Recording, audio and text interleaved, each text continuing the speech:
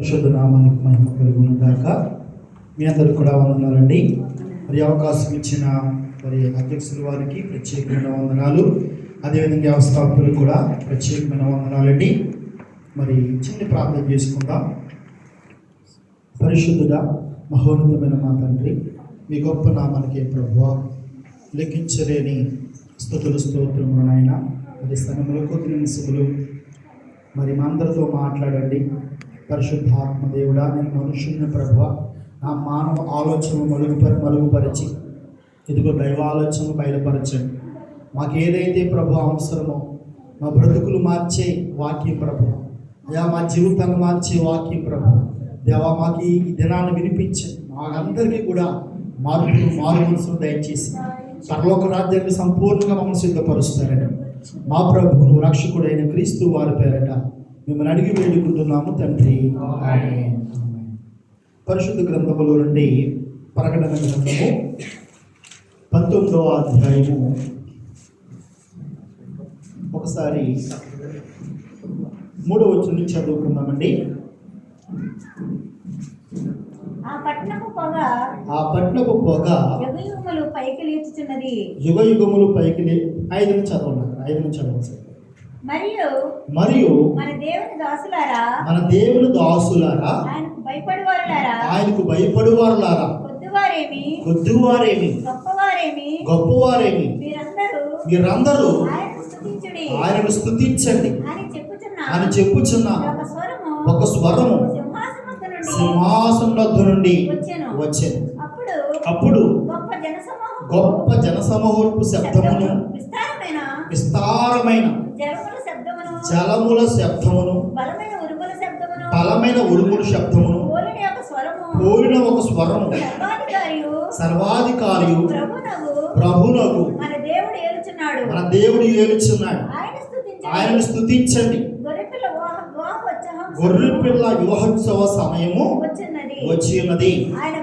ఆయన భార్య తాను సిద్ధపరచుకుని ఉన్నది కనుక మనము సంతోషింపబడి ఉత్సాహించి ఆయన మహిమపరచుమని చెప్పగా ఏంటని చాలండి.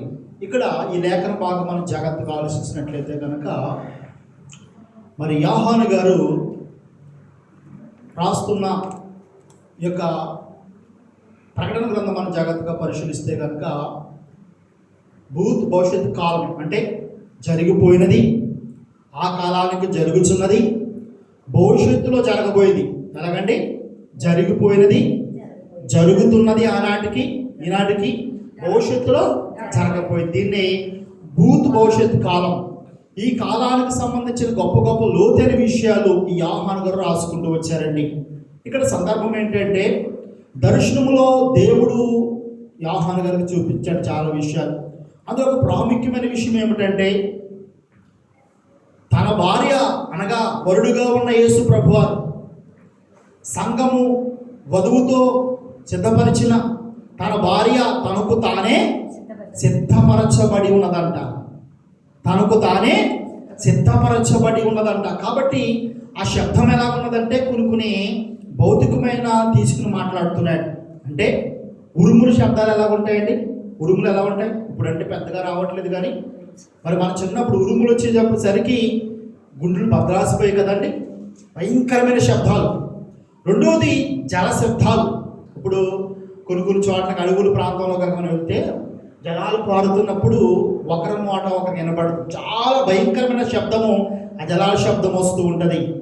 ఇలాగా కొన్ని శబ్దాలతో పోల్చుకుని ఇదిగో యేసుప్రభు మధ్యాకాశానికి రాబోతున్నాడు. ఈ సందర్భం అంతా ఏంటంటేనండి, యేసుప్రభు మధ్యాకాశం రాబోతున్నాడు. సంఘం ఎలాగుంది అప్పటికు?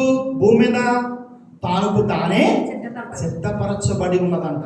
తనకు తానే సిద్ధపరచబడి ఉంది అంటే దానికి అర్థం ఏంటంటే ఉరుము శబ్దాలు, ఆ వాటర్ శబ్దాలు ఏంటంటే అంత జనాంగము ఉన్నారండి. అంటే యేసుప్రభు రాబోతున్న సమయానికి, ఆయన మధ్యాకాశం రాబోతున్న సమయానికి ఈ భూప్రపంచం మీద పరలోక రాజ్యానికి వెళ్ళే సంఘము ఎంత ఉన్నదంటే కోట్లాది మంది సిద్ధపాటు కలిగి ఆ యేసుప్రభుని ఎదుర్కోవడానికి. మరి ఆ శబ్దాలు ఎలా ఉన్నాయంటే ఇక్కడ చెప్తున్నాడు చూడండి, చక్కటి మాటలు ఏంటంటే మరియు మన దేవుని దాసులారా ఆయనకు భయపడువారులారా కొద్దివారేమి గొప్పవారి మీరందరిని స్తుతించండి అని చెప్పుచు ఒక స్వరము సింహాసనం నుండి వచ్చెను. అప్పుడు గొప్ప జనసమూహపు శబ్దము విస్తారమైన జలముల శబ్దమును బలమైన ఉరుముల శబ్దమును కూడిన ఒక స్వరము, సర్వాధికారి ప్రభువునకు మన దేవుడు ఈలుచున్నాడు అని ఒక శబ్దం ఆయన వినబడింది అంటండి. కిందకు వచ్చేసరికి ఏంటి శబ్దం అంటే కింద క్లారిటీ ఇచ్చాడు. తన భార్య, సంఘం అనే భార్య ఈ భూమి మీద సిద్ధపాటు కలిగి ఆ ప్రభుని ఎదుర్కోవడానికంట. మరి ఇవాళ ప్రపంచంలో ఎన్ని సంఘాలు ఉన్నాయండి? ఉదాహరణకి యేసు ప్రభు వారు ఈ భూమి మీదకి వచ్చి సంఘం స్థాపించేసరికి యెరూషలేములో ఎంతమందితో ప్రారంభమైంది సంఘం? 120 మందితో ప్రారంభమైన సంఘము ఆ ప్రభు రాబోతున్న సమయానికి కోట్లాది మంది అయిపోయి విస్తార జలములు ఏ విధంగా గోసొస్తుందో, ఉరుములు ఏ విధంగా గోసొస్తుందో ఆ విధంగా సిద్ధపాటు కలిగి ఉన్న ఒక దర్శనాన్ని యోహాను గారు చూశారు. ఇక్కడ మనకు విషయం అర్థమవుతుంది. సంఘము ఎలా సిద్ధపడిందంటండి? తానుకు తానే సిద్ధపాటు కలిగి ఉన్నదంటే చాలా విచిత్రమైన విషయం. సంఘం అంట తానుకు తానే సిద్ధపాటు కలిగి ఉన్నదంట. ఇవాళ ఈ యొక్క అంశానికి ఈ యొక్క ప్రసంగం ఇచ్చే అంశం ఏంటంటే తనకు తానే సిద్ధపడిన వధువు సంఘం. వాస్తవానికి ఈ లోకంలో ముందు అంటే యేసు ప్రభు వారు రాకముందు కూడా దేవునికి ఒక సంఘం అనేది ఉండేదండి. యేసు ప్రభు వారి భూమి మీదకి రాకముందు కూడా తండ్రికి ఒక సంఘము, ఈ ప్రపంచంలో ఒక సంఘం ఉండేది. ఆ సంఘం పట్ల మనం పరిశీలించినట్లయితే కనుక ఆ సంఘం పట్ల దేవుని వైఖరి ఎలా ఉన్నదో, ఆ సంఘము దేవుని పట్ల ఎలా వైఖరి కలిగి ఉన్నదో కొన్ని విషయాలు మనం చూసి మళ్ళీ ఇక్కడికి వద్దాం. ఒకసారి మనము యెహెజ్కేలు గ్రంథము 16వ అధ్యాయం చూద్దాం. ఒకసారి యెహెజ్కేలు గ్రంథము 16వ అధ్యాయం ఒకసారి మనం చూస్తే కనుక అక్కడ మొదట్లో ఉన్న సంఘ పరిస్థితి ఎలా ఉన్నదో, ఆ సంఘం ఎలా సిద్ధపడింది అనేది ఒకసారి చూసి మరలా మనం ఇక్కడికి వద్దాం. యెహెజ్కేలు గ్రంథము 16వ అధ్యాయము 4వ వచనం. యెహెజ్కేలు గ్రంథము 16వ అధ్యాయము నీ జనన విధము చూడగా నీవు పుట్టిన నాడు నీ నాభి సూత్రము కోయబడలేదు, శుభ్రమౌటుకు నీవు నీళ్లతో కడగబడలేదు, వారు నీకు ఉప్పు రాయకపోయిరి, బట్ట చుట్టకపోయిరి, నీ పనులలో ఒకటైనను నీకు చేయవలనని ఎవరును కటక్షింపలేదు. నీ యందు జాలిపడివాడు ఒకడును లేకపోవును. నీవు పుట్టిన నాడే బయట నేలను పారవేయబడి చూడగా అహస్యముగా ఉంటివి. అయితే నేను నీ ఎద్దకు వచ్చి రక్తములో పొర్లుచున్న నిన్ను చూచి నీ రక్తములో పొర్లి ఉన్న నీవు బ్రతుకుమని నీతో చెప్పితిని. నీవు నీ రక్తములో పొర్లి ఉన్నను బ్రతుకుమని నీతో చెప్పితిని. మరియు నేల నాటబడి చిగురు వృద్ధిలోకి వచ్చినట్లు నేను నిన్ను వృద్ధిలోనికి తేగా నీవు ఎదిగి పెద్దదానివై ఆభరణ భూషితురాలవైతివి, దిగంబరవై వస్త్రహీనముగా ఉన్న నీకు స్తనములు నేర్పడును, తల వెంట్రుకలు పెరుగును. మరియు నేను ఎద్దకు వచ్చి నిన్ను చూడగా ఇష్టము పుట్టించు ప్రాయము నీకు వచ్చి ఉండును కనుక నీకు అవమానము కలగకుండా నిన్ను పెళ్లి చేసుకుని నీతో నిబంధన చేసుకొనగా నీవు నా దానివైతివి. ఇదే ప్రభు అయిన యెహోవాకు. హల్లెలూయా. ఇక్కడ ఈ మాట జాగ్రత్తగా మనం పరిశీలిస్తే కనుక ఈ అధ్యాయం అంతా ఎవరి కోసం దేవుడు మాట్లాడుతున్నాడంటే మొదటిలో దేవుడు సిద్ధపరచుకున్న మొదటి భార్య ఎలాగంటే ఏమనే చక్కటి మాట నీవు నా దానివైతివి. ఏం చేశాడంటే అండి, ఇన్ని చేసిన తర్వాత నిన్ను అంత విధంగా చేసిన తర్వాత ఎక్కడైన విషయము మరియు ఆభరణముల చేత నిన్ను అలంకరించి ఎన్నో వచ్చిన చదువుకున్నాను ఇప్పుడు దాకా మనం పెళ్లి చేసుకుని నీకు అవమానం కలగకుండా నిన్ను పెళ్లి చేసుకుని నీతో నిబంధన చేసుకొనగా నీవు నా దానవైతివి. ఇదే ప్రభు అయిన యెహోవా వాక్కు. అంటే పాత నిబంధనలో ఉన్న ఇశ్రాయేలు ప్రజలు 12 గోత్రాల వారి గురించి దేవుడు ఇక్కడ మాట్లాడుతున్నాడండి. వాళ్ళ స్థితి ఎలా ఉందంటే ఇక్కడ చెప్పుకుంటూ వస్తున్నాడు. గతంలోని స్థితి ఎలా ఉండేది, గతంలోని బ్రతుకు ఎలా ఉండేది, నేను ఏ విధంగా నేను చేసుకున్నాను అని చెప్పుకుంటూ వస్తున్నాడు. సహజంగా ఇక్కడ వచనాలు ఏం చేస్తారంటే మన సంఘంలో ఎవరైనా ఇక్కడ మ్యాచర్ అయితే కనుక ఇక్కడ కొన్ని వచనాలు చదివించి ఆమెకు ఆపాదిస్తూ ఉంటారు. వాస్తవానికి ఆ పెద్ద మనసున అమ్మాయి లేకపోతే మ్యాచర్ అయిన అమ్మాయికి ఆపాదించే విషయాలు అయితే కావండి. దయచేసి మనం ఈ విధంగా ఆపాదించకూడదు. కానీ ఇవి ఎవరి కోసం మాట్లాడుతున్నాడు చూడండి. ఆ మాట మరొకసారి నేను చదువుతాను. ఎలా ఉన్నదని, అయితే నేను నీ యొద్దకు వచ్చి రక్తంలో పొరలు నిన్ను చూచి నీ రక్తంలో పొరలు నీవు బ్రతకమని నీతో చెప్పితిని. నీవు ఆ రక్తంలో పొర్లినను బ్రతకమని నీతో చెప్పితిని. మరియు నేల నాటబడిన చిగురు వృద్ధులు వచ్చినట్లు నేను నిన్ను వృద్ధిలోని తేగా వెదికి పెద్దదానివైతివి, ఆభరణ పుస్తకాలు అయితివి. అంటే ఇక్కడ విషయం ఏంటంటే దేవుడు అలంకరణగా మాట్లాడుతున్నాడు. ఏ రకంగా మాట్లాడుతున్నాడంటే ఇశ్రాయేలు ప్రజల స్థితి ఐగుప్తులో ఎలా ఉండేదండి? ఇశ్రాయేలు స్థితి ఐగుప్తులో దుర్వాసన కొట్టేది. వారికి సరైన వసతులు ఉండేవి కాదు. బానిసలు బ్రతుకులు బ్రతికేవారండి. వాళ్ళు ఎటువంటి బ్రతుకు? బానిస బ్రతుకు. అంటే దాన్ని అలంకరణగా ఏం చెప్తున్నాడంటే ఒక బిడ్డ పుట్టినప్పుడు సహజంగా ఇప్పుడంటే ఎక్కడ పడితే అక్కడ అందరూ చూసుకునే వాళ్ళు ఉన్నారు. కానీ గతంలో కొంతమందికి పిల్లలు పుడుతుంటే కనీసం ఆ పిల్ల పుట్టిన తర్వాత ఆ పిల్లను తీసుకుని ఆ పిల్లను శుభ్రం చేసి ఆ పిల్ల ముక్కుతో రాసి మరి ఆ బిడ్డని గుడ్డతో చుట్టే స్థితి కూడా లేని వారు ఇది వరకు ఉండేవారండి కదండి. ఇది వరకు పిల్లలు పుట్టారంటే పెద్ద ఆశ్చర్యమే కదా. ఎందుకంటే అక్కడ పుట్టేసేవారు, ఇక్కడ పుట్టేసేవారు, ఇంటింటికి 10 మంది పిల్లలు, ఎక్కడ చూసినా పిల్లలే. ఈ స్థితిని దేవుడు జ్ఞాపం చేస్తే ఏమన్నాడంటే నీవు అటువంటి స్థితిలో ఉన్నప్పుడు, అంటే నీకు దిక్కి దివానం లేనప్పుడు, నిన్ను ఎవరు పట్టించుకోలేనప్పుడు, నీ స్థితి ఐగుప్తు దేశంలో భయంకరంగా నీకెవరో దిక్కి దివానం లేకుండా ఆ విధంలో బ్రతుకుతున్నప్పుడు నేను యొద్దకు వచ్చాను. మోషే అని ఒక ప్రవక్తను పంపించాను. అక్కడ నేను విడిపించాను, నిన్ను గొప్పదానిగా చేశాను, నేను అలంకరణించాను, నేను గొప్పదానిగా చేసి అన్నీ చేసి వస్త్రాలను ఇచ్చి అన్నీ ఇచ్చినప్పుడు నువ్వు ఎలాగున్నావంట? వివాహం చేసుకోవటానికి ఒక స్త్రీ ఎలాగైతే ఇష్టము పుట్టించి ప్రాయం కలిగి ఉంటుందో అలాగా నేను ఎలా చేశాను? గొప్పదానిగా చేశాను. ఎవరితో మాట్లాడుతున్నాడు? ఇశ్రాయేలు ప్రజల కోసము మాట్లాడుతున్నాడండి. అంటే ఇశ్రాయేలు ప్రజల స్థితి మనం చూసినప్పుడు వాళ్ళు బానిస్థితిలో ఉన్నారు. గతంలో సరైన ఆహారం లేక, మరి బానిస అంటే మీరు మనం అర్థం చేసుకోవాలి. మనం ఇక్కడ కొయిటికి వచ్చిన పని వేరు, బానిస వేరండి. బానిస అంటే ఇంకా 24 hours కూడా వాళ్ళు ఏం చెప్పినా చేయాలి. మన ఇంటికి వెళ్ళిపోదామంటే కుదరదు, ఇంకా వాళ్ళ దగ్గరే బ్రతకాలి. అలా బానిస బ్రతుకులో బ్రతుకుతున్న వారిని దేవుడు బయటకు తీసుకొచ్చాడండి. అది ఇక్కడ అలంకరణ రూపంలో మాట్లాడుతున్నాడు. ఇక్కడ దేవుడు చెప్తున్నాడంటే పెళ్లి చేసుకుని ఇదో నిబంధన చేసుకొనగా నువ్వు నా దానవైతివి, ఇదే ప్రభువైన యెహోవాకు. అంతకంటే కిందకి చెప్తాను చూడండి. అప్పుడు నేను నీళ్ళతో నేను కడిగి నీ మీద ఉన్న రక్తమంతయు తుడిచి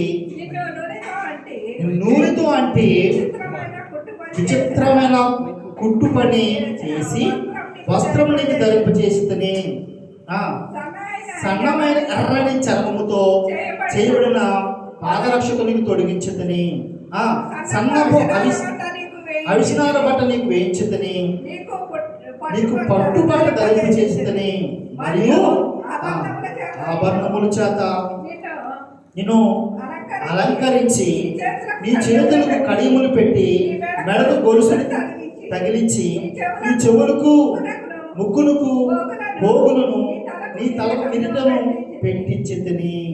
ఇలాగు బంగారముతోను వెండితోను నిన్ను అలంకరించి సన్నపు అవిసనాల పట్టుయు విచిత్రపు కుట్టు పనియు బట్టలను నీకు ధరింపచేసి గోధుమలను తేనెయు నూనెయు నీకు ఆహారముగా ఇవ్వగా నువ్వు మిక్కిలి సౌందర్యమై రానంతగా అభివృద్ధి నొందితివి.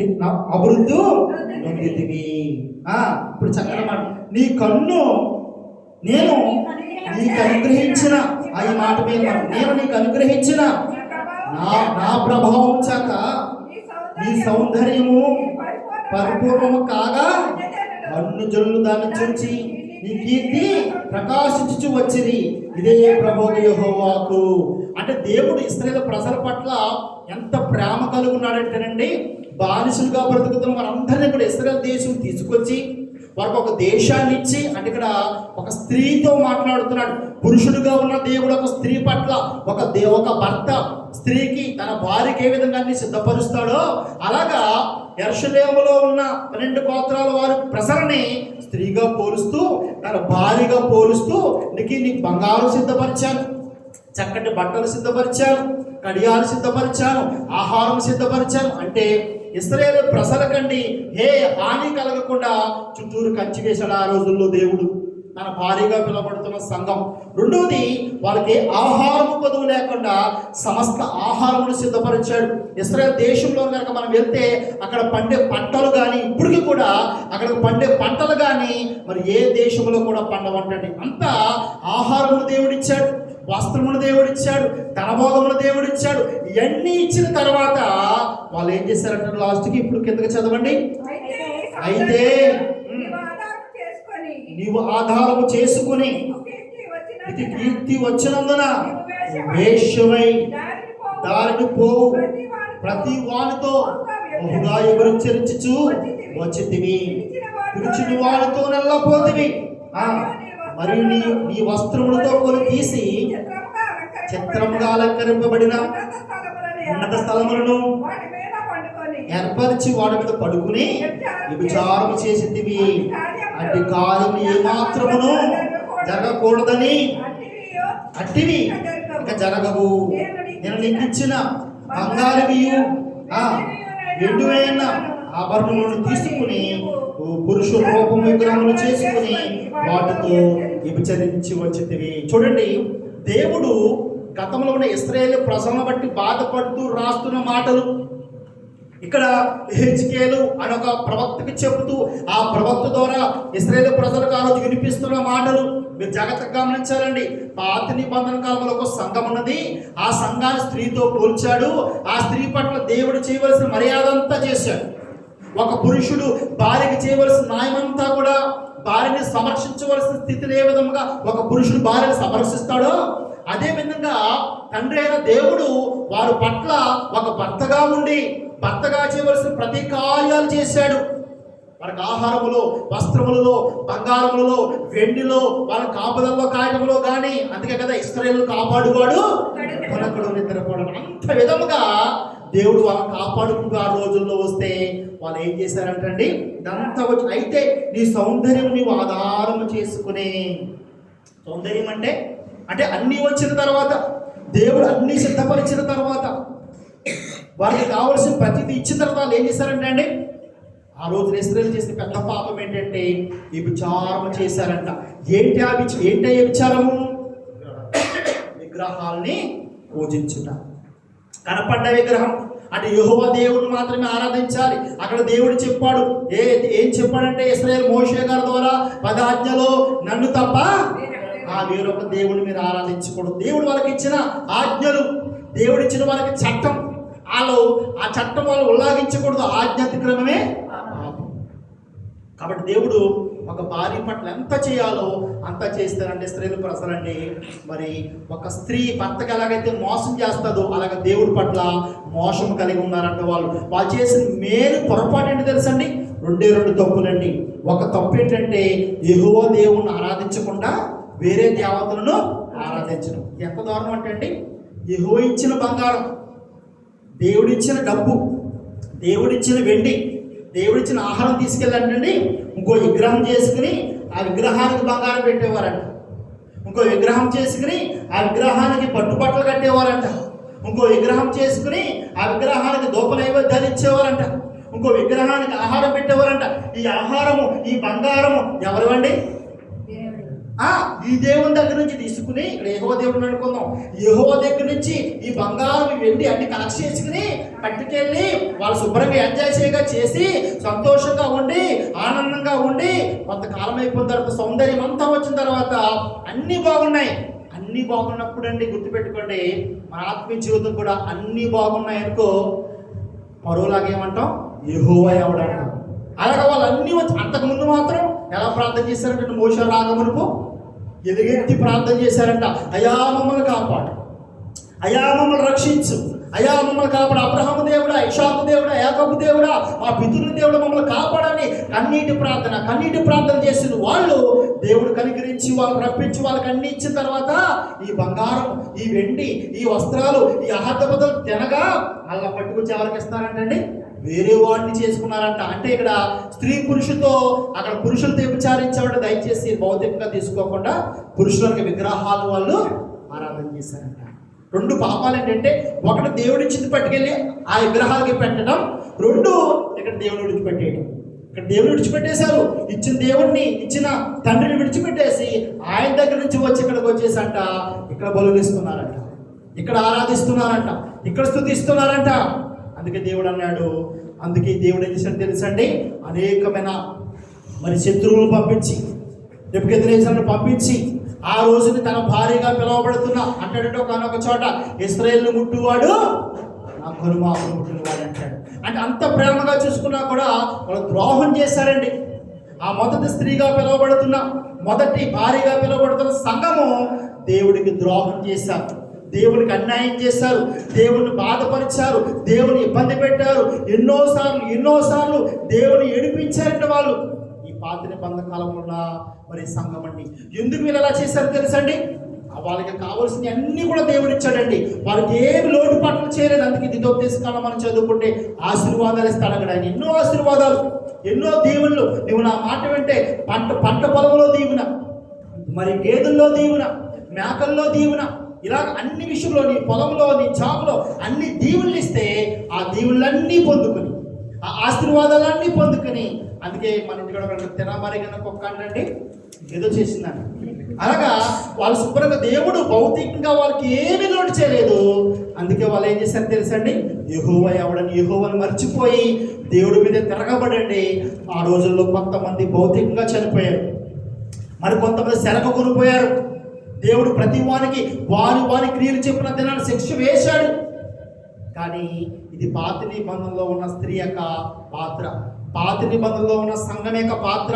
ఇదిగో స్త్రీగా లేకపోతే మరి పెండ్లి కుమార్తెగా పిలువబడుతున్న సంఘము ఎందుకు పాడైపోయిందిరా బాబు అంటే, ఎందుకు నాశనం అయిపోయింది? దేవుడు వారికి కావాల్సిన భౌతికం అన్నీ ఇచ్చాడు. అంతేకాకుండా అండి వాళ్ళకి స్వస్థ ఉందండి. పాత నిబంధన కాలంలో స్వస్థ వాళ్ళకి దేవుడిచ్చిన మరి కృపావరం దేవుడు ఇచ్చాడు. మీకు స్వస్థ అని చెప్పాడు, వాళ్ళకి స్వస్థతలు ఉన్నాయి, వాళ్ళకి అదే విధముగా ఆశీర్వాదాలు ఉన్నాయి, దేవుళ్ళు ఉన్నాయి. అన్నీ ఇచ్చినందుకు దేవుడు వాళ్ళు బాధపరిచారండి. కానీ ఇక్కడ కొత్త నిబంధనలోకి వచ్చేసరికి విచిత్రం ఏమిటంటే, ఒక సంఘాన్ని చూపించాడు. ఎవరు? యోహాను గారిని చూపించాడు దేవుడు.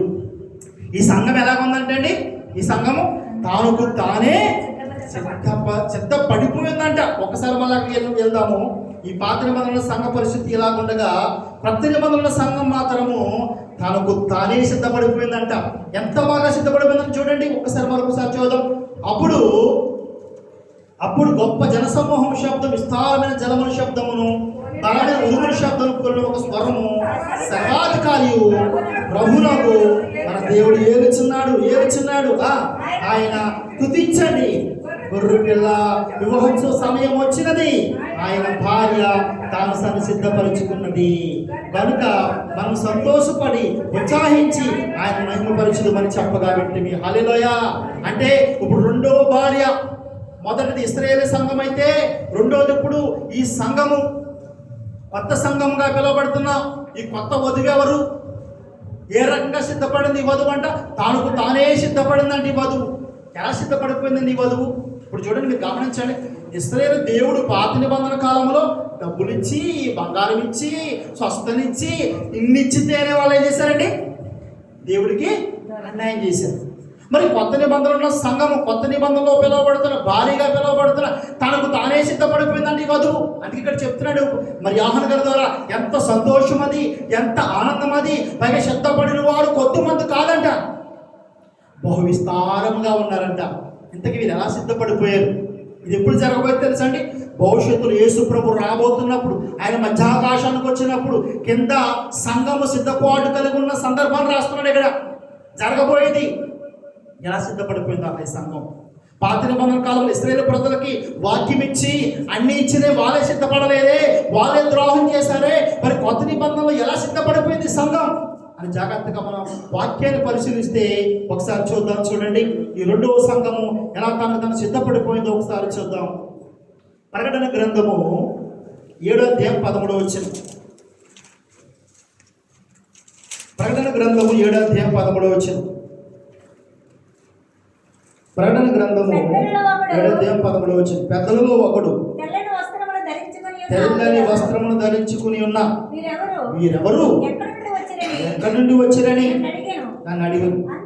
అందుకు నేను అయ్యో అయ్యో నీకే తెలియనగా అతడు ఇలాగ నాతో చెప్పు, వీరు మహాశ్రమల నుండి వచ్చిన వారు గొర్రెపిల్ల రక్తములో తమ వస్త్రములు ఉతుక్కుని వాటిని తెలుపు చేసుకునేది. అందువలన వారు దేవుని సింహాసనం ఎదుట ఉండి రాత్రి పగలు ఆయన ఆలయములో ఆయన సేవించుచున్నారు. సింహాసనశీలుడైన వాడే తానే తన గుడారము వారి మీద కప్పును. వారికి మీదట ఆకలేనను దాహమైనను ఉండదు. సూర్యుని ఎండైనను ఏ వడగాలైనను వారికి తగలదు. సింహాసనం మధ్య నుండి గొర్రెపిల్ల వారికి కాపరై జీవజలముల బొగ్గుల ఎదుగు వారిని నడిపించును. దేవుడే వారి కనుల నుండి ప్రతి ఆశుభ బిందువును తుడిచివేయును. హల్లెలూయా. ఈ చక్కని లేఖన భాగం మీరు గమనించండి. అందరూ కూడా వినాలని దయచేసి ఈ చక్కని లేఖన భాగం మీరు వినండి. ఎలా సిద్ధపడింది తన భార్య అంటే, ఏ రకంగా సిద్ధపడింది, ఎందుకు సిద్ధపడింది, ఎవరు సిద్ధపరిచారు, ఏ రకంగా సిద్ధపడింది అంటే ఇక్కడ చెప్తున్నాడు. ఎలా వచ్చారంటే వీళ్ళు, ఒక మాట చెప్పారండి, ఎలా వచ్చారంటే వీళ్ళు ఎక్కడి నుంచి వచ్చారంట, వీరు మహాశ్రమం నుండి వచ్చిన వారు. అంటే ఇది మరొక దర్శనం. ఇది కూడా యోహానుగా చూపిస్తున్నాడు. దూత అడుగుతున్నాడు, దూత యోహాను గారిని అడుగుతున్నాడు, యోహాను గారు ఎవరంటే వీళ్ళందరూ ఎంతమంది ఉన్నారు, ఈ కోట్లాది మంది ఎవరిల్లు ఈ పరలోక రాజ్యంలో ఉన్నారు, అందరూ ఎవరిల్లు అంటే, యోహాను నాకేం తెలుసయ్యా, నీకే తెలియాలంటే అప్పుడు దూత చెప్తున్నాడు, మీరు ఎవరో తెలుసా, గొర్రె పిల్ల రక్తములో ఉతకబడి, ఇదిగో ఆ రక్తంలో తమ పాపాలు కడుక్కుని, ఆ రక్తంలో తమ జీవితాలు బాగు చేసుకుని, ఇదిగో మహాశ్రమలు పడ్డారు భూమి మీద. మహాశ్రమలు పడి, మహా ఇబ్బందులు పడి, మహా శోధనలు భరించి అవన్నీ భరించి వచ్చిన వారిలందరూ కూడా హల్లెలూయా. అంటే ఈ నూతన సంఘము, ఇదిగో నీవు నేను మనందరం కూడా పరలోక రాజ్యానికి వెళ్ళే వారిలందరూ ఎవరంటే అండి, అనేకమైన శ్రమలు అనుభవించిన వారంట. అనేకమైన శ్రమలు అనుభవించిన వారంట. ఏ రకంగా వచ్చారంట వీళ్ళు, యేసు రక్తములు తమ వస్త్రములు ఉతుక్కుని వాటిని తమ జీవితాలు తిరుగు తీసుకున్నవారంట. ఇక్కడ కొత్త నిబంధనలో సిద్ధపడిన సంఘము డబ్బిస్తే దేవుడిని డబ్బిచ్చాడండి. కొత్త నిబంధనలో యేసు ప్రభు లోకానికి వచ్చి ఎవరికైనా బంగారం ఇచ్చాడా? ఇశ్రాయేలు ప్రజలకు ఎంత భూమి ఇచ్చాడండి? మీద ఎవరికైనా ఒక సెంటు భూమి ఇచ్చాడండి దేవుడు యేసు ప్రభు? ఒక సెంటు భూమి లేదు, ఒక గ్రాము బంగారం లేదు.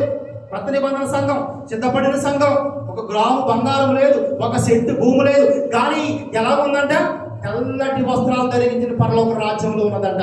మరి పాత నిబంధనలో ఉన్న సంఘం, పాత నిబంధనలో ఉన్న స్త్రీ డబ్బు ఇచ్చాడు, బంగారం ఇచ్చాడు, భూములు ఇచ్చాడు, ఎకరాల భూములు ఇచ్చాడు. ఎన్ని ఇచ్చినా సరే వాళ్ళు ఏమైపోయారండి, అపనమ్మకస్తులు అయిపోయారు. భర్తగా ఉన్న దేవుని మోసం చేశారు. తినమరిగి తిని ఆ యొక్క బంగారం, ఆ యొక్క వెండి, ఆ యొక్క వస్త్రాలు, ఆ యొక్క అన్నపానాలు పట్టుకుని వేరొక విగ్రహాలకు అర్పించారు అంట వాళ్ళు.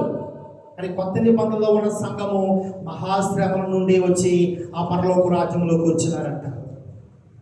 ఎంత గొప్ప ఆలోచన చూడండి, ఎంత గొప్ప ఆలోచన గమనించి ఎందుకు ఈ మాట చెప్తున్నానంటే, ఈ దినములో ప్రభు దగ్గరకు వస్తున్న కొంతమందికి బైబిల్ చదువుకుని కొంత అవగాహన ఉండి మారు మనసు పొందిన వారిని అర్థం చేసుకున్నారు. కొత్తగా వచ్చిన వాళ్ళు ఏమనుకుంటారంటే, యేసు ప్రభు దగ్గరకు వచ్చాం, ఏంటి మేము ఇంకా అప్పుల్లో ఉన్నాం, ఏంటి మేము ఇంకా బాధల్లో ఉన్నాం, శ్రమలు పెరుగుతున్నాయండి, బాధలు పెరుగుతున్నాయండి.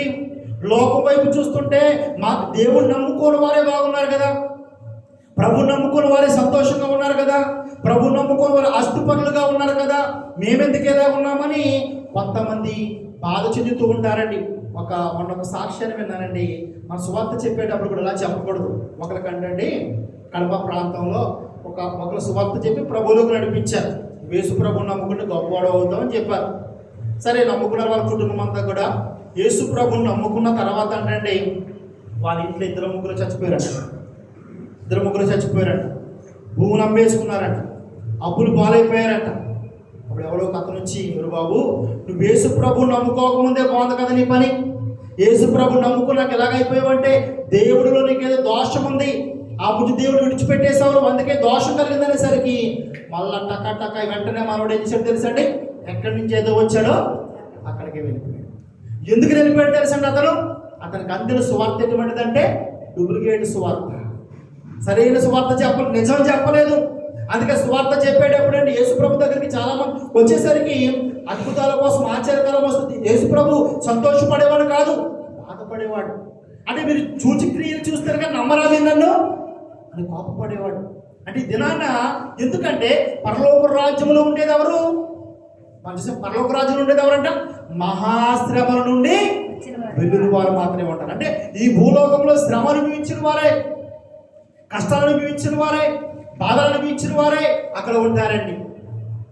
అందుకే ఒక పాట, యూహిత సైన్య సమీపీకరా రూపిణి అగు ఈమె ఎవరు, యూహిత సైన్య సమీపీకరా రూపిణి అగు ఈమె ఎవరు, యేసుని రక్తములో కడుగబడినది, పరిశుద్ధాలైకృతమై సిద్ధపడినది, యేసుని రక్తములో కడుగబడినది, పరిశుద్ధాలైకృతమై సిద్ధపడినది, అది ఏ వధువైన వధువు సంఘము, అది ఏ ప్రభువైన వధువు సంఘము, యూహిత సైన్య సమీపీకరా రూపిణి అగు ఈమె ఎవరు.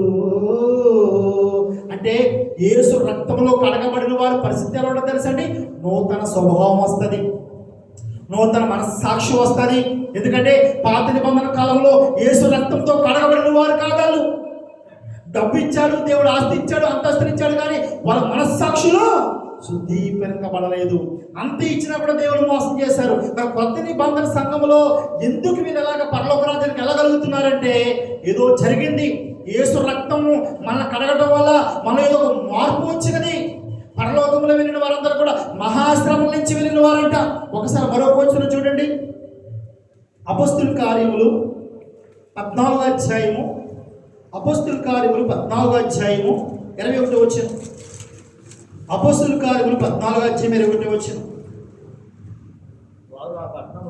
వారు ఆ పట్టణంలో సువార్త ప్రకటించి అనేకులను శిష్యులుగా చేసిన తర్వాత లోస్త్రాకును, ఇకోనియకును, అంతియోకును తిరిగి వచ్చి శిశువులు మనుషులను దృఢపరిచి విశ్వాసమందు నిలకడగా ఉండవలనియు, ఇక్కడ చక్కగా మాట, అనేక శ్రమలను అనుభవించి మనము దేవుని రాజ్యములో ప్రవేశింపవలనియు వారిని హెచ్చరించిరి. హల్లెలూయా. ఇక్కడ పౌలు సేన గారు చెప్తున్నాడండి, సంఘం అంతా కూడా కూడబడిందంట. విచిత్రం ఏంటంటే ఇక్కడ సంఘం ఏమని చెప్పబడిందండి? ఇక్కడ ఏమని చెప్ప, విశ్వాసులు ఎలాగంటే శిశువులను మనసును దృఢపరిచి. అంటే గమనించండి, ఆ సంఘము సంఘస్థులుగా లేరు, వాళ్ళు విశ్వాసులుగా లేరు. వాళ్ళు ఎలాగున్నారు? శిశువులుగా మార్చబడ్డారు. యేసు ప్రభువు ఏం చెప్పాడండి? మీరు సర్వలోకానికి వెళ్ళి, సర్వ సృష్టికి వెళ్ళి సర్వలోకానికి సువార్త ప్రకటించి సమస్త జనులు నాకు శిశువులుగా చేయమన్నాడండి. ఇవాళ చాలా సంఘాలలో శిశువులుగా చేసేవారు లేరు. ఒకటి, పాస్టర్ గారు శిశువులుగా చేయడం, మీరు కూడా శిశువులుగా మారు. ఎందుకంటే సంఘస్థులకి ఏం కావాలో తెలుసా అండి? వెళ్ళామా వచ్చామా అంటే ఉండాలి. ఇక్కడికి వచ్చాము, ఇంటికి వెళ్ళిపోయాము, ఎవరి పని వాళ్ళది, ఎవడ బతుకు వాడిది. ఎందుకంటే ఒక శుక్రవారమే లేదా ఒక ఆదివారమే.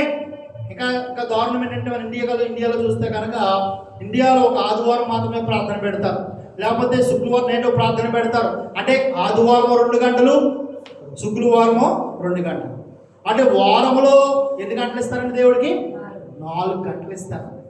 ఈ 4 గంటలు కూడా కొంతమంది ఏడుస్తూ ఇస్తారు. ఈ 4 గంటల కొంతమంది కూడా బాధపడుతూ వెళ్తారు. ఏదో దేవుడికి అప్పిస్తున్నట్టు వెళ్ళే వాళ్ళు ఉంటారు.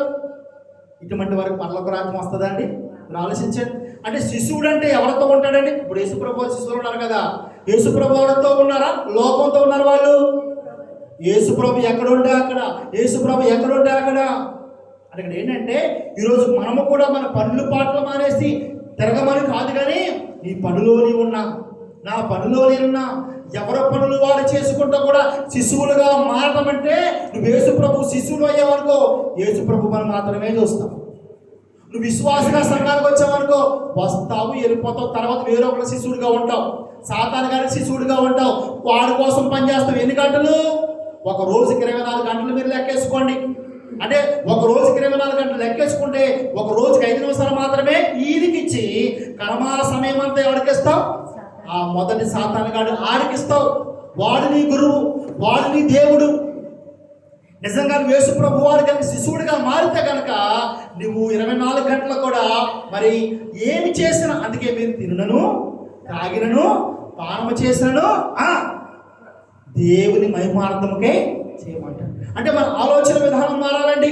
ఇక్కడ పరలోక రాజ్యం ఉన్నది భవిష్యత్తు అండి. కొంతమంది శ్రద్ధ చేసుకుని చెప్తారు, భవిష్యత్తు చెప్తామంటారు. బైబిల్ భవిష్యత్తు చెప్తుంది. పరలోక రాజ్యంలో ఎవరు ఉంటాడు రా బాబు అంటే, ఈ లోకంలో క్రీస్తుకు శిశువుడిగా మారిన వాడు మాత్రమే ఉంటాడు. విశ్వాసంగా ఉంటే నువ్వు పరలోకం వెళ్ళవు. శిశువుడిగా మారాలి. శిశువుడు ప్రభువు కొరకు పనిచేస్తాడు. శిశువుడు ప్రభు కొరకు బ్రతుకుతాడు. శిశువుడు ప్రభుకి ఏం కావాలో యోచిస్తాడు. శిశువుడు ప్రభు కొరకు ప్రయాసపడతాడు. ఎడదే చెప్తున్నాడండి, ఇదిగో శిశువులను మనసును దృఢపరిచి మీరు ఎలా ఉండాలంటండి? విశ్వాసము నిలకడగా ఉండవలని అనేక శ్రమలు అనుభవించి మనము దేవుని రాజ్యంలో ప్రవేశింపవాలని ఏం చేశారంటండి? హెచ్చరించారంట. ఎంత బాగుందో చూడండి. ఎలాగ హెచ్చరించారంటండి? మీరు శ్రమలు అనుభవించాలి, మీరు శ్రమలు అనుభవించాలి, మీరు దేవుని కోసం బ్రతకాలి. మీరు యేసు ప్రభువుని నమ్ముకుంటే బంగారం వస్తుంది, మీకు యేసు ప్రభువుని నమ్ముకుంటే స్వస్థతలు వస్తాయి, మీకు యేసు ప్రభువుని నమ్ముకుంటే రోగాలు పోతాయి, యేసు ప్రభువుని నువ్వు కోటీశ్వరుడు అవుతావు అని హెచ్చరించట్లేదంట. నువ్వు శ్రమలు పడతావు, నీ కష్టాలు వస్తాయి. గుర్తుపెట్టుకోండి, మనం ఎన్నుకున్న మార్గము ఈ ప్రపంచంలో దీని మించిన మార్గమే లేదండి. మనం ఎంత పెద్ద మరి జాబులోకి వచ్చామంటే, ఎంత పెద్ద మరి మనం ఒక మార్గాన్ని ఎన్నుకున్నామంటే, ఈ లోకంలో ఉన్న దుష్టుని విడిచిపెట్టి, గుర్తుపెట్టుకోండి, ఈ లోకంలో దుష్టుని విడిచిపెట్టి ఇదిగో మంచి మార్గం అనగా జీవజలమైన మార్గంలోకి మనం వచ్చాం. మరి వాడు ఊరుకుంటాడండి? ఎవరి దగ్గర నుంచి వచ్చాడు? మనము సాతాను గారి దగ్గర నుంచి వచ్చిన వాడు మనం. అంటే గతంలో దేవుని బిడలమే, కానీ సాతాను దగ్గరికి వెళ్ళిపోయాం. లోకమనే క్రియల్లోకి వెళ్ళిపోయాం, ఆడ ఆచారంలోకి వెళ్ళిపోయాం, ఆడ తలంపుల్లోకి వెళ్ళిపోయాం, ఆడ ఊహల్లోకి వెళ్ళిపోయాం, ఆడ పనుల్లోకి వెళ్ళిపోయాం. వాడి బిడ్డలుగా మనం మారిపోయాం. వాడి బిడ్డలుగా బ్రతికి బ్రతికి బ్రతికి ఎవరో వచ్చి సువార్త చెప్పారు, నీకు యేసు రక్తంలో కడగబడమన్నారు, యేసు రక్తంలో ప్రోక్షించుకోమని చెప్పారు. ఆ సువార్త నిన్ను మార్చింది, ఆ సువార్త నిన్ను మార్చింది, ఆ సువార్త నన్ను మార్చింది. వెంటనే అప్పుడు దాకా నీ తండ్రిగా ఉన్నవాడు, అప్పుడు దాకా నీ స్నేహితుడిగా ఉన్నవాడు, వాడిని విడిచిపెట్టి నువ్వు యేసు ప్రభు దగ్గరికి వస్తే వాడు ఊరుకుంటాడండి? ఊరుకోడు. ఏదో విధంగా నేను తీసుకుపోవాలకి, అదే శ్రమలైనా కావచ్చు, ఏ బాధలైనా కావచ్చు, యోబు దగ్గరికి వచ్చి అనగా దేవుడి దగ్గరికి వెళ్ళి ఏమన్నాడండి సాతాను గాడు? ఏమన్నాడండి? అంత భయభక్తులు కలిగి ఉన్నాడు కదా. దేవుడు అన్నాడు, నా కుమారుడు గురించి చూసావా అంటే ఏ మాట ఆడకూడదు ఆ మాట అడండి. ఎంత జ్ఞానంగా మాట్లాడి తెలుసండి? ఊరుకునే భయభక్తులు కదా వాడాయట. అతడు ఊరుకునే భయభక్తులు ఏమి చూపట్లేదు, ఊరికే ప్రార్థనకి వెళ్ళట్లేదు, ఊరికే నేను ఆరాధించట్లేదు. నీవు అతని ఆస్తిని అంచెంచెలుగా దీవించావు, అతని చేతి పనిని దీవించావు. అంటే చూడండి, మనిషి ఎక్కడ పడిపోతాడంటే, కుటుంబ వ్యవస్థ కూలిపోయినా, ఇదిగో మన చేతి పని కూలిపోయినా, మన ఆస్తి కోల్పోయినా మనిషి కుదీరైపోతాడండి. ఇది మొట్టమొదటి అస్త్రం, వాడేసే అస్త్రం. కాబట్టి ఆడేసిన మొట్టమొదటి అస్త్రం ఏంటంటే, దేవుడు అన్నాడు, ఆ యోబు ఊరికినే నీతిమంతుడే ఉన్నాడా, ఊరికినే నిన్ను ఆరాధిస్తున్నాడా, అతని చేతి పని నువ్వు దీవించావు, నువ్వు అతని చుట్టూ కంచి వేశావు. ఒక్కసారి ఆ కంచి తీసేయి, ఒక్కసారి ఆస్తి తీసే అన్నాడండి. అంటే మీరు అర్థం చేసుకోండి, ఈరోజు సాతాను గారు కూడా మన జీవితంలో మన బ్రతుకులో కూడా ఏ రకంగా శ్రమలు వస్తాయో తెలియదు, ఏ రకంగా ఇబ్బందులు వస్తాయో మనకు తెలియదు, ఏ రకంగా శోధనలు వస్తాయో మనకు తెలియదు. కానీ బైబిల్ చెప్తుంది, ఇక్కడ పరిశుద్ధాత్మ దేవుడు అందుకే యేసు ప్రభు అన్నాడండి, ఇదిగో నేను మీకు సత్యము చెప్పుచున్నాను, ఇదిగో నేను వెళ్ళిపోవటం వల్ల మీకు మేలు, నీ వెళ్ళిపోయిన తర్వాత ఎవరు వస్తారు? ఆదరణకర్త. ఎవరంటండి? ఆయన ఎక్కడ నడిపిస్తారంటండి? సత్యము నుండి సర్వసత్యములోనికి, సత్యము నుండి సర్వసత్యములోనికి. అంటే పరిశుద్ధాత్మ దేవుడు చెబుతున్న మాటలవి, ఇదిగో అపోస్తల కార్యంలో మాట్లాడుతున్న మాటలు పరిశుద్ధాత్మ దేవుడు మాటలు. ఈ పరిశుద్ధాత్మ దేవుడు ఏమన్నాడంటే, ఇక్కడ పౌలు గారు మనం చూడకూడదు, పరిశుద్ధాత్మ దేవుడు మనం చూడాలి. ఇదిగో శిష్యులతో మాట్లాడుతున్నాడు, మీరు అనేకమైన శ్రమలు అనుభవించి దేవుని రాజ్యంలో ప్రవేశించి. దేవుని రాజ్యం అంటే మాటలా? ఒకడు వచ్చి అడుగుతున్నాడు, ప్రభువా రక్షణ పొందువారు కొద్దిమందేనా అంటే యేసు ప్రభు అంటున్నాడు, అవును కొద్దిమందే. ఎందుకంటే దాంట్లో ప్రవేశం వలన చూచి వారు అనేక మంది ప్రవేశించారు, కానీ వారు వల్ల కాదు. ఎందుకంటే ఈ లోకంలో వచ్చిన శ్రమలు, ఈ లోకంలో వచ్చిన కష్టాలు, ఈ లోకంలో వచ్చిన ఇబ్బందులు ఏం చేస్తాయంటే అందులో ప్రవేశించకుండా సాతానుగాడు లాగుతాడు వెనక. మనందరినీ కూడా గుర్తుపెట్టుకోండి, మనకి సంఘంలో గొడవ వచ్చినా, కుటుంబంలో గొడవ వచ్చినా, పనికాడు గొడవ వచ్చినా, మొట్టమొదటిగా దాన్ని నష్టపడగలదే తెలుసండి, దేవుని దగ్గరికే మానేస్తాడు మనిషి. భార్య భర్తలు గొడవ ఆడుకుంటే దేవుని దగ్గర మానేస్తాడు, కుటుంబంలో గొడవ వస్తే దేవుని వదిలేస్తాడు, ఆడపిల్ల పుడితే దేవుడు వదిలేస్తారు కదండి, భూము కొనుక్కుందామన్న రేటుకు దొరకకపోతే దేవుడు వదిలేస్తారు. ఇలాగ మీరు ఎన్నైనా చెప్పండి, ఒక పాట ఇవ్వకపోతే దేవుడి సన్నిధికి మానేసి దేవుడు వదిలేస్తారు, ఒక ప్రసంగం ఇవ్వకపోతే దేవుడు వదిలేస్తారు. ఇలా చెప్పుకుంటూ మీరు పోతే ఏ రీతిగా వచ్చి దేవుని విడిచిపెట్టేసే మైండ్లోనే మనిషి ఉంటాడు.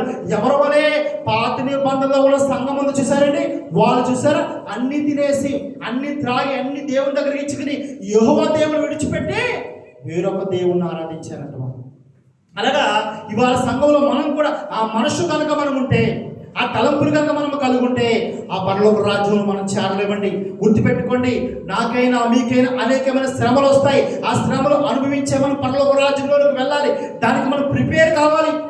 దానికి ఎప్పుడు ప్రిపేర్గా మనం ఉంటామో అప్పుడు శ్రమ వచ్చిందనుకోండి, నిజమే కదా దేవుడు చెప్పాడు కదా, ఈ శ్రమలు నాకు వస్తాయని చెప్పాడు కదా, నేను ఎన్నుకున్న మార్గము చాలా గొప్పది కదా అని ఇదిగో నీవు నేను కూడా సిద్ధపాటు కలిగి ఉంటాం. మరొక వచనం చూడండి, యాకోబు రాసిన పత్రిక 1వ అధ్యాయం 12వ వచనం చూడండి.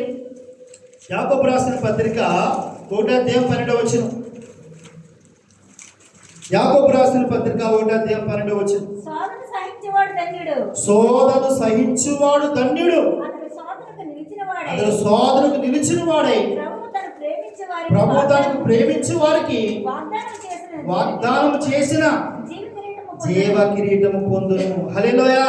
ఇక్కడ ఏమన్నాడండి యాకోబు గారు కూడాని, శోధన సహించువాడు ధన్యుడు, అతడు శోధనకు నిలిచిన వాడై ప్రభు తను ప్రేమించు వారికి వాగ్దానం చేసిన జీవ కిరీటము పొందును. క్రొత్త నిబంధనలో క్రైస్తవుల వాగ్దానం, తానే మనకు చేసిన వాగ్దానం, నిత్య జీవం అనుగ్రహించాలని తానే మనకు చేసిన వాగ్దానం.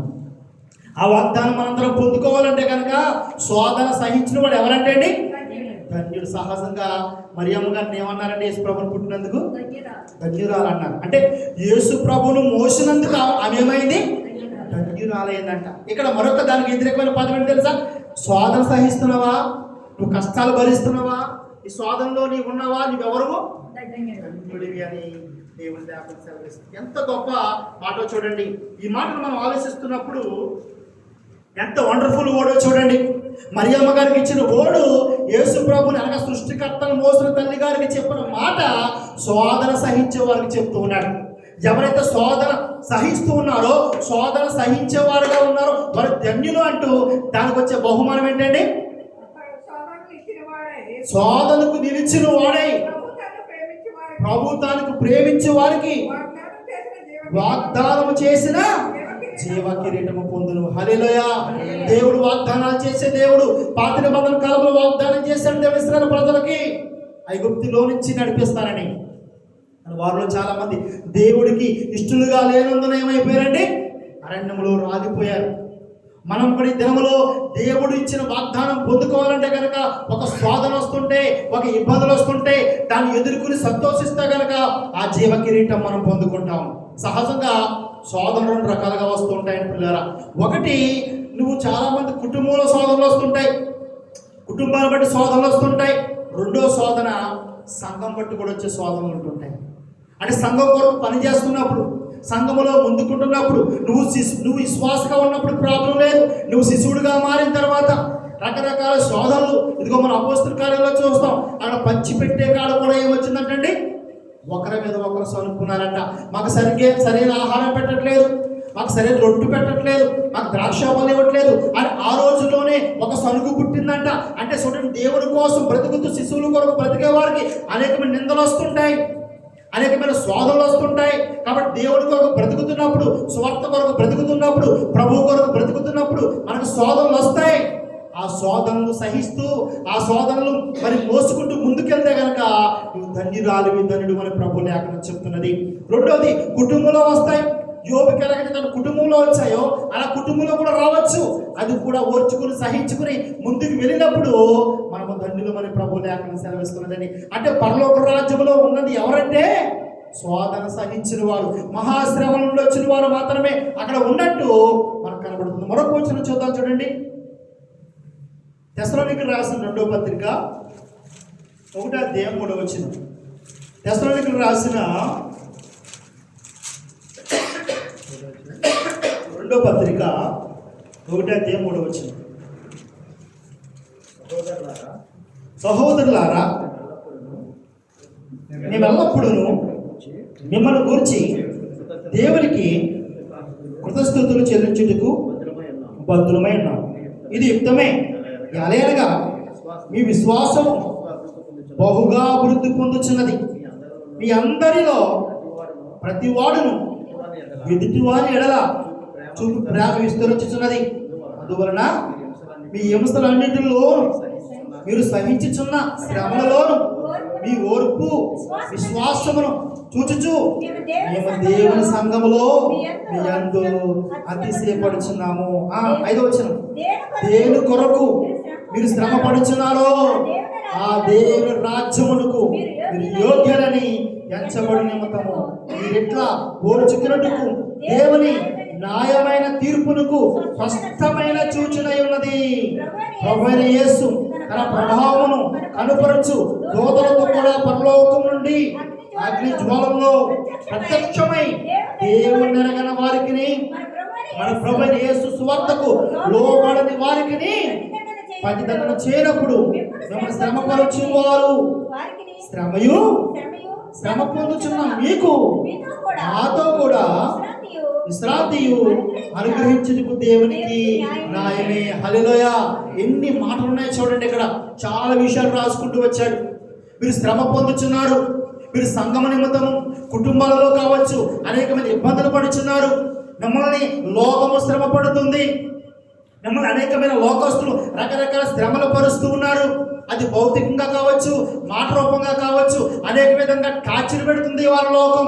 ఇవాళ క్రైస్తవులు యేసు ప్రభువుని నమ్ముకున్న వారంటే ఎంత హీనాతిహీనంగా కొంతమంది కనబడుతున్నారంటే చాలా భయంకరంగా ఒక మాట ద్వారా దూషిస్తున్నారు, పేడ నీళ్ళు చల్లుతున్నారు, రకరకాల బూతులు తిడుతున్నారు, రకరకాలుగా కొడుతున్నారు. ఇది మనం చూస్తూ ఉన్నాం. ఇక్కడ చెప్తున్నాడు, సహోదరులారా మీరు సహిస్తున్నారు, మీరు ఓర్చుకుంటున్నారు, దేవుని కొరకు మీరు శ్రమ పడుచున్నారు, ఆ దేవుని రాజ్యమునికి మీరు యోగ్యులని ఎంచబడి నిమిత్తము. మనం ఎందుకు ఓర్చుకుంటూ ఉన్నామని చాలా విషయాల్లో ఇవాళ మీరు ప్రపంచవ్యాప్తంగా చూడండి. ఎందులో లేని ఓర్పు, ఎందులో లేని మారు మనసు, ఎందులో లేని క్షమాపణ, ఎందులో లేని మరి ఓర్చుకుని ఎదరకు రావటం, గొడవలకు వెళ్ళకపోవటం, ఈ తత్వం అంతా యేసుక్రీస్తు స్థాపించిన సంఘములో తప్ప మరి ఎందులోనే లేదండి. ఇది ఎందులోనే లేదు. పాత నిబంధన కాలంలో కూడా లేదు. యేసు ప్రభు రాకమునుపు చట్టం ఎలా ఉండదండి? కంటికి కన్ను, పన్నుకు పన్ను కదండి, ప్రాణములకు ప్రాణం అనే విధంగా ఉండేది. కానీ యేసు ప్రభు వచ్చి స్థాపించిన రాజ్యం ఎలా ఉన్నదంటే ప్రేమతో స్థాపించబడిన రాజ్యం ఇది. ప్రేమతో స్థాపించిన రాజ్యము దేవుడు నీకు నాకేం పనిచ్చాడు తెలుసండి? నువ్వు మారు మనసు పొందావు, నువ్వు మార్పు చెందావు. మార్పు పొందిన మనకు మనమే భరించుకొనక ఎదుటివారిని భరించుతూ, ఎదుటివారిని ప్రేమిస్తూ. ఇష్టమేనంటేనండి అవతలోడు కూడా ఎవరండి? దేవుని బిడ్డే. మనము దేవుని బిడ్డలమే, వాడు దేవుని బిడ్డే. మన ఓర్పు, మన సహనము, మన సాత్వికమైన మనసు ఏం చేస్తుందంటే వాళ్ళని ప్రభువులోనికి నడిపిస్తుంది. అదే నీకు ఇచ్చిన శిశువుడు అంటే నీకు ఇచ్చిన కొత్త పని ఏంటంటే నీ ఓర్పు ద్వారానే. మనం దొంగలో చూస్తూ ఉంటాం, ఇద్దరు దొంగలు ఒక దొంగ మారు మనసు పొందాడంటే యేసుక్రీస్తు వారు చూపిన ప్రేమ, యేసుక్రీస్తు ప్రభు వారు చూపిన ఓర్పు, యేసు ప్రభు వారు చూపిన మరి ఆ సాత్వికమైన మనసును చూసి ఆ వాడు బందిపుడు దొంగ మారు మనసు పొందాడంట. అంటే దినాన అనేకమైన దొంగల లోకంలో ఉన్నారు, అనేకమైన దుష్టుల లోకంలో ఉన్నారు. అటువంటి వారిని మార్చడం మన యొక్క లక్ష్యం. ఎలా మార్చాలి? ఇది మత మార్పుడు కాదు. నీ ఓర్పు, నీ సహనము, నీ ప్రేమ, నీ దీర్ఘశాంతము అతన్ని మారు మనసులోనికి నడిపిస్తుంది, ప్రభువులోనికి నడిపిస్తుంది. దేవుని లేఖనము సెలవిస్తూ ఉన్నది. అపోస్తలుడైన పౌలుని ఇదిగో స్టెఫెను మరణము అతను ప్రభువులోనికి నడిపించింది. స్టెఫెను చంపుతూ ఉంటే తండ్రి యేసు ప్రభు ఎలాగైతే ప్రార్థన చేశాడో వారి కొరకు అదే ప్రార్థన స్టెఫెను కూడా చేశాడు. అది పౌలు గారి యొక్క హృదయాన్ని కదిలించింది, పౌలు గారిని ఆలోచింపజేసింది. పౌలు గారికి వాక్యం తెలియదా? పౌలు గారికి ధర్మశాస్త్రం తెలియదా? పౌలు గారికి లేఖన భాగాలు తెలియదా? అయితే పౌలు గారిని మార్చింది ఏంటంటే ఏంటి అసలు ఒక మనిషిని చంపుతుంటే, ఒక మనిషిని కొడుతుంటే ఏంటి వీడు ఎలా మాట్లాడుతున్నాడేంటి, వాళ్ళ కోసం ప్రార్థన చేస్తున్నాడని ఒక ఆలోచన పౌల్లోనికి వచ్చిందండి. అదేవిధంగా మన ఆత్మీయ జీవితంలో కూడా దినాన అనేక మందిని ప్రభువులోకి నడిపించడం కొరకు నీవు నేను శ్రమ పడుతున్న ఈ లోకంలో నీ ప్రేమ, నీ ఓర్పు, నీ సహనం మన ప్రభువులోకి నడిపిస్తుంది. అంతటితో అయిపోయిందంటండి. దేవుడు రాబోతున్నాడంట, అగ్ని జ్వాలలో ఆయన రాబోతున్నాడు, మహాదోతులతో ఆయన రాబోతున్నాడు. ఆ సమయంలో కనుక ఎవరు శ్రమ పడుతున్నారో, ఎవరిని బాధపరుస్తున్నారో వాళ్ళకి శిక్ష ఉన్నదంట, మనకు ఆదరణ ఉన్నదంట. ఇది మనందరం కూడా గమనించాలి. ఈ దినాన పరలోక రాజ్యంలో ఉండేది ఎవరంటే ఈ లోకంలో అనేకమైన శ్రమలు అనుభవించి, అనేకమైన కష్టాలు అనుభవించి వెళ్ళిన వారే పరలోక రాజ్యంలో ఉంటారని దేవుని లేఖనం సెలవిస్తుంది. లాస్ట్గా ఒక వచనం చూసి మనం ముగించుకుందాము. కొరింథీయులకు రాసిన 2వ పత్రిక 12వ అధ్యాయము. కొరింథీయులకు రాసిన 2వ పత్రిక 12వ అధ్యాయము 8వ వచనం చదువుకున్నాం. 8వ వచనం చదువు. అది నా యొద్ద నుండి తొలగిపోవాలని దాని విషయమై ముమ్మారు ప్రభువును వేడుకుంటుని, అందుకు నా కృప నీకు చాలును, బలహీనత యందు నా శక్తి పరిపూర్ణమగుచున్నది ఆయన నాతో చెప్పును. కాగా క్రీస్తు శక్తి నా మీద నిలిచిండు నిమిత్తం విశేషముగా నా బలహీనతల యందే నాకు బహు సంతోషముగా అతిశయపడుదును. నేను ఎప్పుడు బలహీనుడునో అప్పుడే బలవంతుడును. కనుక క్రీస్తు నిమిత్తమును నాకు కలిగిన బలహీనతల్లోనూ, నిందలలోనూ, ఇబ్బందుల్లోనూ, హింసల్లోనూ, ఉపద్రవములోనూ నేను సంతోషించుచున్నాను. హల్లెలూయా. పౌలు గారు చెప్తున్నాడు మాట్లాడండి. ఇవన్నీ కూడా పౌలు గారికి వచ్చిన ఆ శ్రమ, పౌలు గారు ఎన్నో శ్రమలు అనుభవించారు. దాంతో కూడా ఒక ఎక్స్ట్రా శ్రమ ఏంటంటే ఆయనకి ఏదో ఒక భయంకరమైన వ్యాధి వచ్చింది, ఏదో ఒక భయంకరమైన వ్యాధితో బాధపడుతున్నాడు ఆయన. అది తన యొద్ద నుంచి పోవాలని ముమ్మారు ప్రార్థన చేశాడంటే అప్పుడు దేవుడు చెప్పాడు, పౌలా అది నీ ఎదుటుంటా నీకు ఆశీర్వాదం. ఎప్పుడైతే నీవు ఆ విధముగా బలహీనుడిగా ఉన్నావో, ఎప్పుడైతే నువ్వు శ్రమలలో పాలవుతున్నావో, ఎప్పుడైతే శ్రమను భరిస్తున్నావో నా శక్తి ఎదుట పరిపూర్ణమవుతుంది. అప్పుడు గ్రహించుకున్నాడండి పౌలు.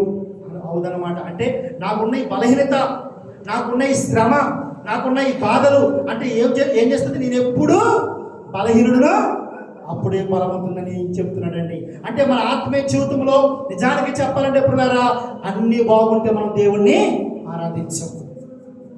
ఏదో ఒక శ్రమ, ఏదో ఒక ఇబ్బంది, ఏదో ఒక కష్టాలు వస్తున్నప్పుడు దీన్ని మనం ఎలా గ్రహించుకోవాలంటే నేను ఇంకా దేవుణ్ణి ఎదగడం కోసమే కావచ్చు, నేను పరలోక రాజ్యములో ఆ మహాస్త్రం నుండి వచ్చే ఒకరి వలె ఆ తెల్లటి వస్త్రాలను ధరించుకోవాలి అంటే కనుక అందుకే కావాల్సిన శ్రమలు నాకు విస్తరించి ఉన్నాయి.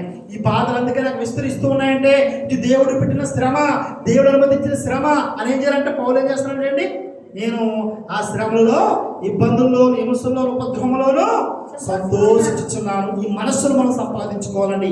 వాస్తవంలో మనం మందిరానికి వస్తాం కానీ, వాక్యాన్ని వింటాం కానీ, బాధలు వచ్చేసరికి ఎవరికైనా సరే, నాకైనా సరే ఎలా ఉంటుందంటే అది ఓర్చుకోవడం, అది సహించడం కష్టతరంగా ఉంటుంది. అది పోవాలి, అది పోవాలి, అది పోవాలనే మనం ఆలోచిస్తాం. కానీ దీని ద్వారానే మనం బలపడతామేమో ప్రార్థనలో, దీని ద్వారానే వాక్యంలో మనం బలపడతామేమో, దీని ద్వారానే ప్రభువులు ఎదుగుతామేమో అని ఒక చిన్న మనం ఆలోచిస్తే కనుక తప్పనిసరిగా మనము ఈ లోకాన్ని జయించి, యేసు ప్రభు ఎలాగైతే లోకాన్ని జయించి తండ్రి కుడిపాక్షమును కూర్చుని ఉన్నాడో, అదేవిధంగా మనము కూడా ఈ లోకాన్ని జయించి ఆ పరలోక రాజ్యంలో తెల్లటి వస్త్రాలు ధరించుకుని ఆ పరలోక రాజ్యంలోకి మనం వెళ్ళాలంటే కనుక ఈ లోకంలో వస్తున్న శ్రమలు, ఈ లోకంలో వస్తున్న ఇబ్బందులు భరించి వాటి యొక్క సంతోషించి ముందుకెళ్ళేవారుగా ఉండాలండి. కాబట్టి పాత నిబంధనలో ఉన్న భార్య ఏం చేసిందండి? శుభ్రంగా అన్ని తీసుకుని భర్తను, అనగా ఆత్మీయ భర్తను, దేవుణ్ణి మోసపరిచింది. ప్రతిఫలము పాత నిబంధనలో వాళ్ళు పొందుకున్నారండి. ఎంత బాగా వాళ్ళు చూసుకున్నాడో అంత హింసలు పెట్టాడు దేవుడు వాళ్ళని.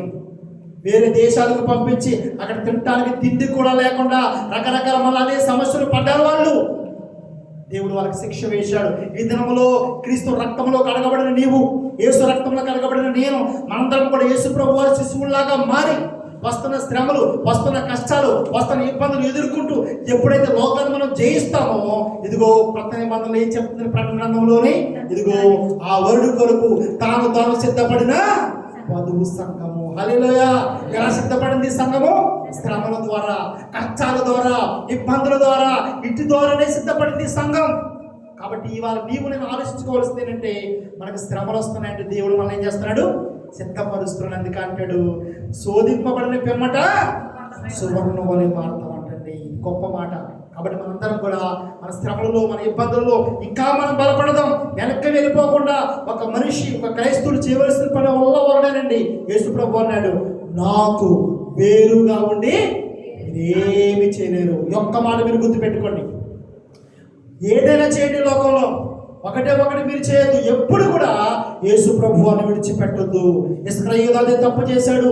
యేసు ప్రభువుని విడిచిపెట్టి ఉడుతాడు పెట్టుకుని భయంకరమైన మరణాన్ని మరణించాడు. నీ ఆత్మీయ జీవితంలో, నా ఆత్మీయ జీవితంలో ఏదో గొడవలు, చిన్న గొడవలు, సంఘంలో గొడవలు, భార్య భర్తల్లో గొడవలు, ఈ గొడవలు చూసుకుని ఎప్పుడు కూడా నీ రాజుని, నీ రక్షకుడు, నీ విమోచకుడు ఆయన ఇంటి పరిశుద్ధులు విడిచిపెట్టకుండా ఆయన పాదాలు పట్టుకుని ఉంటే కనుక ఆయన వాక్యమే అన్నాడు. ఆ వాక్యం ద్వారా మనం సరి చేసుకుంటూ ఆ వాక్య ప్రకారంగా కనుక మనం బ్రతికితే ఆ నిత్య జీవాన్ని, ఆ పరలోకంలోకి మనము వెళ్తాం. ఈ మాటలు మన ఇంట్లో దేవుడు దీవించి ఆశీర్వదించిన గాక. చిన్ని ప్రార్థన చేసుకుందాం. దయచేసి కళ్ళు మూసుకొని చిన్ని ప్రార్థన. పరిశుద్ధుగా మహోన్నతమైన మా తండ్రి, గొప్ప దేవుడా, నీకు స్తోత్రాలయ్యా. మరి దినాన్న తనకు తానే సిద్ధపడిన వధువు సంఘం కొరకు నువ్వు నాతో మాట్లాడి ఉన్నావు ప్రభు. అవునైనా నాతో నువ్వు మాట్లాడి ఉన్నావు తండ్రి, స్తోత్రాలు. మరి మాకు వస్తున్న దినదినము కష్టాలు, దినదినము శ్రమలు, దినదినము బాధలు, మేము ఇంకా అభివృద్ధి పొందడానికి ఆత్మీయ జీవితంలో ఎరిగి ప్రభు మేము ఇంకా విధేయత చూపించేవారుగా, ఇదిగో ప్రభు మేము ఇంకా బలపడేవారుగా, ప్రార్థనలో బలపడేవారుగా, వాక్యములో బలపడేవారుగా, శిశువులలో ప్రభు మేము ఇంకా బలపడేవారుగా, నీ పరలోక రాజ్యంలోకి వచ్చేవారుగా ప్రభు మమ్మల్ని ఇంకా తీర్చిదిద్దండి ప్రభు. నీకు స్తోత్రాలయ్యా. అన్ని విషయంలో కూడా ప్రభు ఒదిగినైనా క్రీస్తు ఏ విధంగా తన ప్రభు తగ్గించుకున్నాడో అదే విధంగా మేము కూడా నీ వాక్యానికి సంఘములో లోబడి బ్రతుకుడికి సహాయం దయచేస్తారని, ఈ వాక్యం మన హృదయంలో ఫలింపు చేసి నడిపిస్తారని యేసుక్రీస్తు వారి నామాన్ని బట్టి మిమ్మల్ని అడిగి వేడుకుంటున్నాను తండ్రి. ఆమేన్.